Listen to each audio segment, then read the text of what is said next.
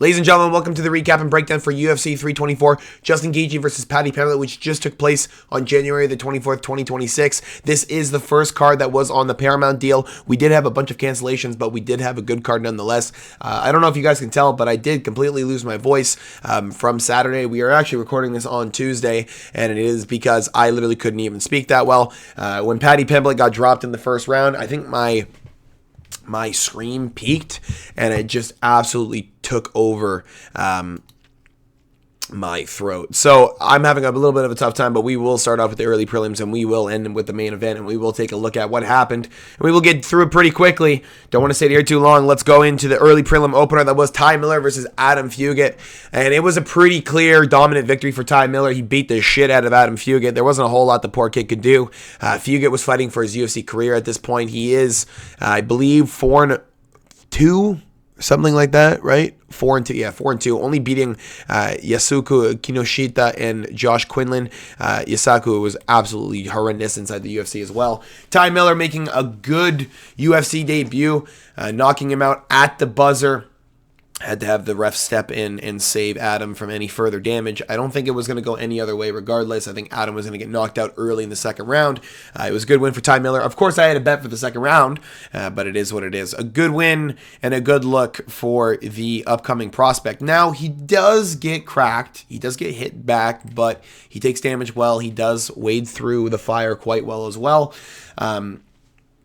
He doesn't actually look too bad when he's in danger. He does look like he got hit with a spinning elbow against Adam, and he was completely rocked. Still, he even said he was completely rocked. Everything was wobbly, but he was standing upright. Didn't look stressed. Didn't look worried, and got it done. Now, next on the prelims, we had Josh Hawkick versus Denzel Freeman. Now, thinking here, a guy who's 23 pounds under a former Marine, I really thought Denzel Freeman was going to make a little bit of a work show over Josh Hawkick. I thought he was going to be able to take it into the second round and maybe use some of that grappling that I thought he would have the advantage in. Turns out Josh Hawkick has incredible freestyle and just overwhelmed Denzel Freeman on the ground and in any mix-up. They were clinched up a little bit. Josh Hawkick just landed really big strikes in the latter minutes of the round. Ended up with Freeman backing up and a little bit frazzled. I don't think Denzel Freeman was going to make it out, honestly, into the second round. He did look a little bit worse for wear. Now, this was kind of a controversial stoppage, I guess you could say, because Denzel was stepping away from Josh Hawkick and just waiting for the round to end. He saw there was 1 second left. Problem is, he did crouch before the round was over.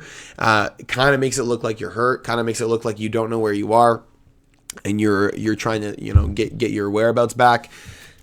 I don't know. I would have kept the fight going. I don't think he would have made it out, but I don't think that was a proper stoppage. It is what it is. Josh Hawkick ends up with a middle finger walk away. It kind of styles on Denzel Freeman, if I'm honest. I know the heavyweight group isn't fantastic. I know it's not as high level as it's been in years. But you got to look at the fact that Josh Hawkick, I mean, he's 23 pounds under. He beat the shit out of the guy. Came up fighting actually half-decent guys, knocked out 2 undefeated guys, and now he's pushing in the UFC to try and make a top 15 spot for heavyweight. It's not bad. He's got the mouth for it. I don't know if his skills will hold up. I think once he fights someone that actually is half-decent at striking and actually weighs more than him, he's going to have a little bit of a problem. Now, next on the prelim, we had a bit of a shocker, in my opinion. We had Alex Perez versus Charles Johnson. Now, Inner G, I really had high hopes for. This guy was making a quick push at flyweight, and he was really looking solid. Had 3 wins in a row. And was just I guess not 3 wins in a row. Had 4 wins in a row. Lost to Ramazan Tamarov. Knocked out Loner Kavanagh, who's a fucking crazy prospect. And then he gets Alex Perez, who's on a bit of a downfall. Had a knee surgery. He has shoulder problems. He doesn't look the same as he did when he was younger. He's 5 inches down on the reach. Charles Johnson's 3 inches up on the height. He's going to just be able to bully Perez. And I really had Charles Johnson here. And then the line started shifting right before the fight started. And it went from minus 225 Charles Johnson to minus 170 Charles Johnson. And that's a red flag for me because a lot of money coming in on Alex Perez means someone's got an injury that no one said something about. And probably someone's about to get knocked out. Now, Alex Perez did the same thing against Matheus Nicolau, just kind of put the pressure on him, put it right in his face. This is the same time around Alex Perez was stressing about his career. He had lost 3 in a row, lost to Figueiredo, Pantoja, Makayev. These are really, really high-level contenders, but again, you've lost 3 in a row at your job. You're probably looking at retirement on the next one. Matheus Nicolau got knocked out in the second round, almost similar to Alexander Volkanovski versus Ilya Topuria, and you're kind of left with a broken man, in my opinion. I thought he was going to be a broken man. I thought it was going to be a guy who didn't really know what he was in for. I thought Charles Johnson was going to be able to just put it on him, maybe be a little bit more, I guess, a step ahead of Alex Perez in the striking. He just never was. He fell behind instantly. The pressure from Alex Perez was a little bit too much, and the decision made a decision to fucking knock him out. And it's just unfortunate, but it is what it is. Charles Johnson ends up getting knocked out inside the first round, inside the first 3 minutes. A bummer, but at least he gets a little bit of a reset. He'll get someone lower. He'll be able to work on his skills a bit more. Maybe we'll see Charles Johnson back. I know he is 35 years of age. You're getting at that point where he had a red flag, but hopefully he comes back stronger than ever, because I do like the guy a lot. Now, Nikita Krylov versus Modestas Bukauskas on the prelims next. I loved Nikita Krylov all week. I said he was going to win inside distance, and I was almost proven wrong. We went to 3 rounds where Modestas Bukauskas wasn't really doing a whole lot. He was getting beat up by Krylov, but the problem became there was no inside distance. Krylov couldn't get a takedown. He didn't really shoot for it. He felt like standing with Modestas Bukauskas, which is actually where I felt like he'd be at a disadvantage. Now, Krylov doesn't deal well with super pressure guys that well. Like, he just doesn't. He's always been a guy who gets cracked by guys who force pressure on him and just walk forward. Modestas Bukauskas is a really good striker. He's definitely a higher level striker than what Krylov has, but Krylov's a little bit more explosive. He does have the advantage when it comes to pressure because Krylov's just a little bit more aggressive. Modestas likes to set up stuff, likes to use his kickboxing, try and figure stuff out. Can't really do that against Krylov. You have to put him against the cage. You have to put him out. Nikita Krylov proved that he's still up there with the best of the guys. Put Modestas Bukauskas out flat on his face after cracking him with 9 seconds left. Had Modestas on his knees with 5 and hit him with a right hand to put him out flat. To end it with 3 on the clock. Now, Nikita Krylov, he does have a bit of a problem with getting cracked. His chin's a little bit lackluster at this point in his career. At 33 years of age, you'd think that his chin would be a little bit better. But he does have a problem with power punchers. Fortunately, he had Modestas Bukauskas lined up, and he was an underdog. We had to take that all day. Now, we're at a bit of a question mark here. Atiba Gaejthe versus Andre Pulev. Now, this is a problem for me because Atiba couldn't even finish him in the first round. Andre was hurt bad, but he took those shots well.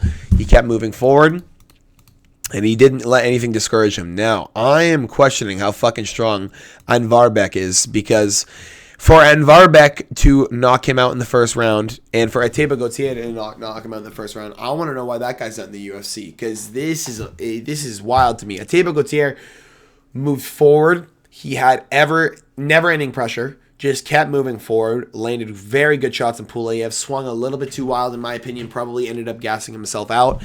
And that's why we were left with a lackluster decision that left a bad taste in our mouth because Atiba is just the absolute dark horse of the division. We didn't know how high his ceiling cap could go to win by first round knockout. Now, this would probably discourage him a little bit, seeing as, a guy who's 10-3 is able to withstand anything he has at him. He's already been knocked out in the first round before, and he was able to withstand what you had for him. Now, I think he's going to come back a little bit better. I think he's going to work on just more straight shots. He did do a really good job of not forcing the issue right away. Now, I really thought he was going to get this because Jose Medina is like the toughest guy I've seen ever. I don't think Andre Puliev's tougher than Jose Medina, but I guess he just hit him with a perfect knee and sat his ass down. Even though Jose Medina literally got right back up right away.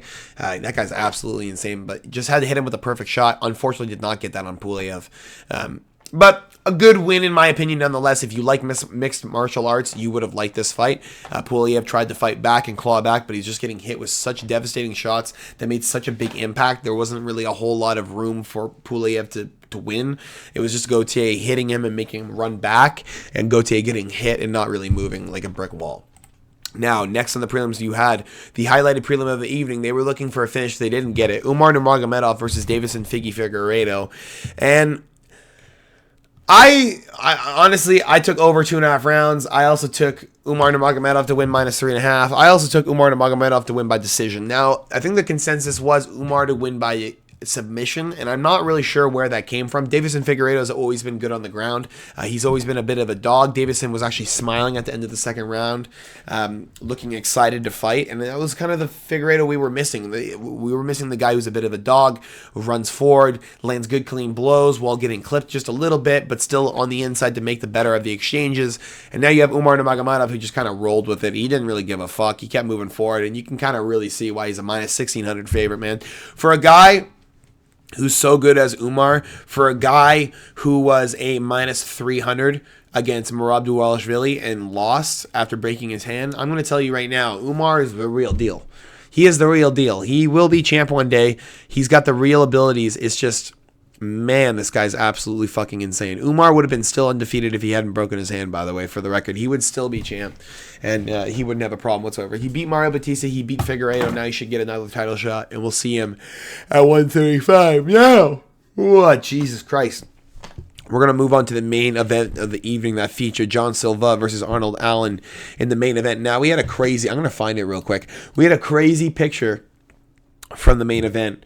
The first fight. Now, John Silva beat the hell out of Arnold Allen. Arnold Allen did a really good job in the first round of putting pressure on Silva, establishing his dominance in the ring, kind of putting Silva back and not letting his antics get to him. And it was really impressive, honestly. He was able to force John Silva back. Looked like John Silva was a little bit uncomfortable and looked like he was trying to figure out something else to do rather than just walk him down. Now, if you take a look here, by the way, he did end up just walking him down, basically. Yeah. He literally jumped on Arnold Allen's back and surfed on him. He fucking surfed on... Look at this. He surfed on... Look at this. He surfed on him. What is this? Look what this guy made. Silver Surfer. What is this? What is this guy doing? Who fucking knows? I don't know. But it happened. I'll tell you what, it happened. Now, John Silva, it's a little bit unfortunate for me because he really should have got the knockout. I think Arnold Allen's a guy who does get clipped quite often. John Silva's a guy who's known for his power.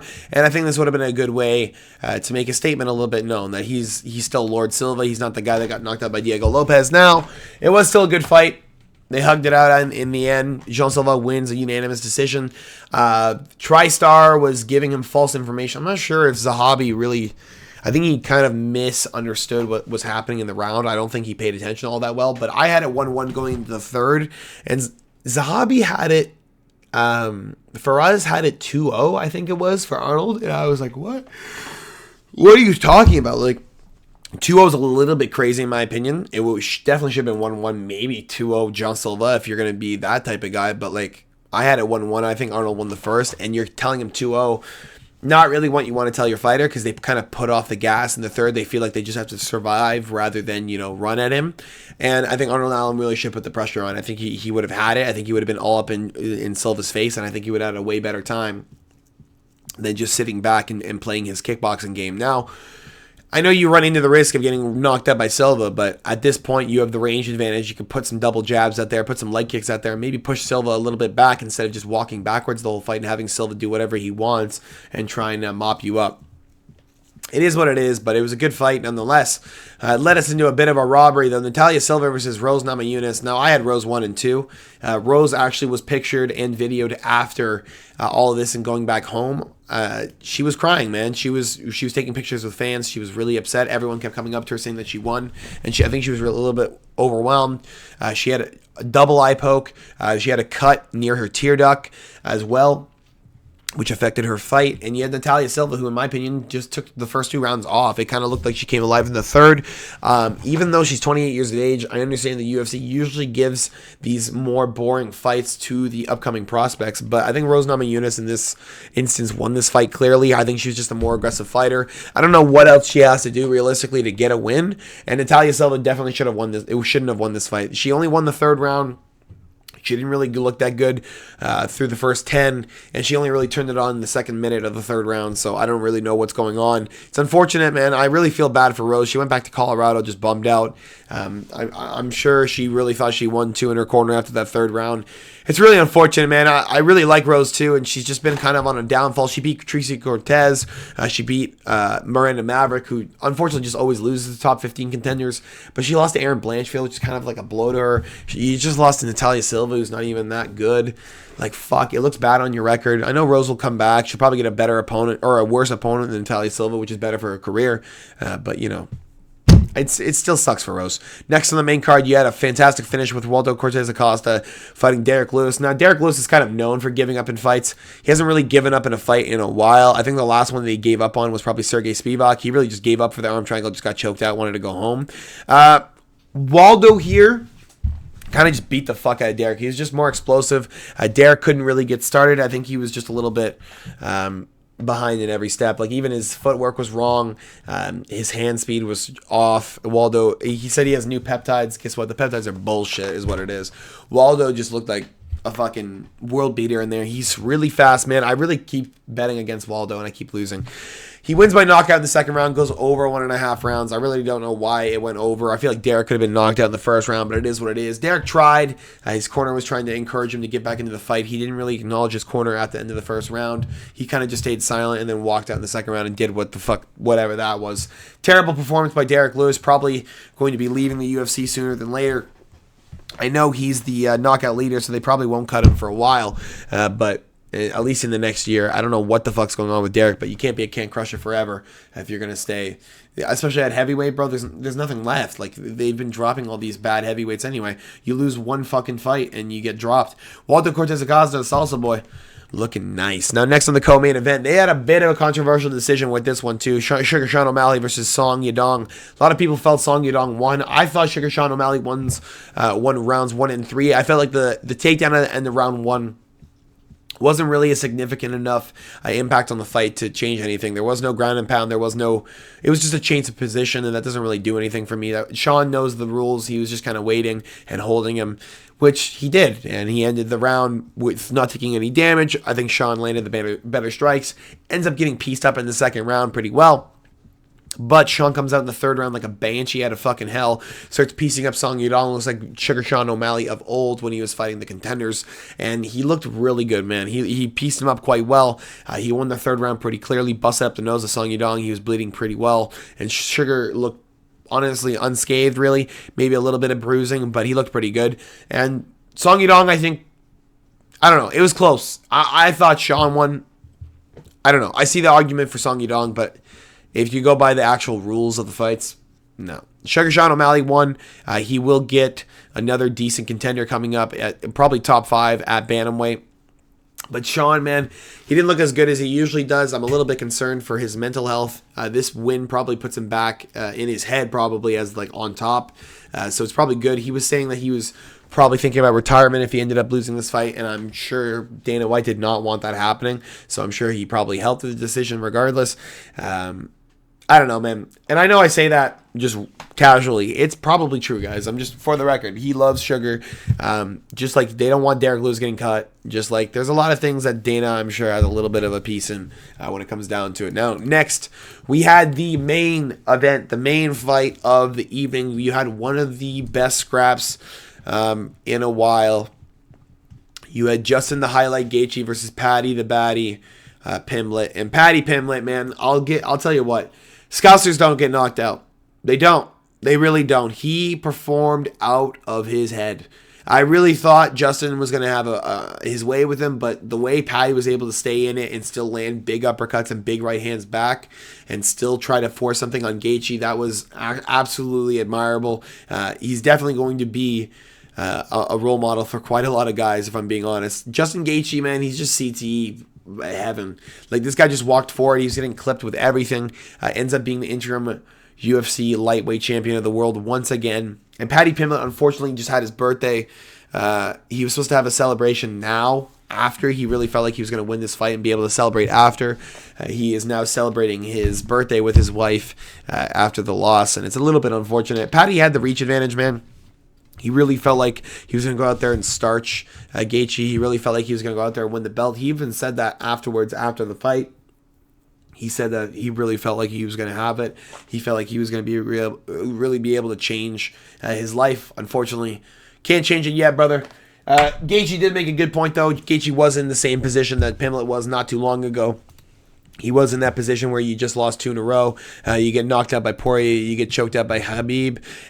Or not 2 in a row, I guess. You beat Chandler in the middle of that, but whatever. Charles Oliveira chokes you out as well, and you're a little bit confused. You don't know what's going on. You don't know what's next for your career. You don't know who you're going to get. You don't know what your path to the title is, and you're 35, 34.